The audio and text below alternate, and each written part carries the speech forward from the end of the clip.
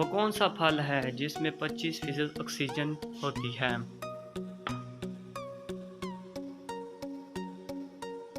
जवाब सेब।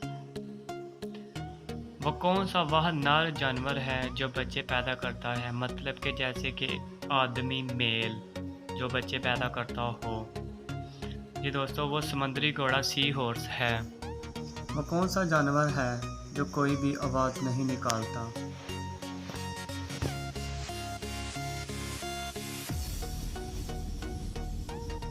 जवाब ज़राफ़ा।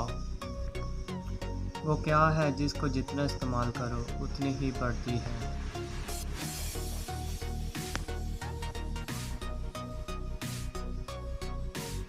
अक्ल और इल्म। दुनिया में वो कौन सा बादशाह है जिसके पास कोई महल नहीं है?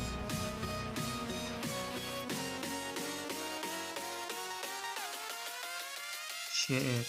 शेर के पास कोई महल नहीं। पाकिस्तान का वो कौन सा शहर है जिसको लिखते वक्त 15 नुक्ते लिखने पड़ते हैं?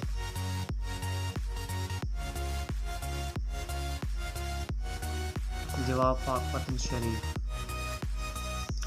ऐसी चीज़ का नाम बताएं जो गर्म करे तो वो जम जाती है।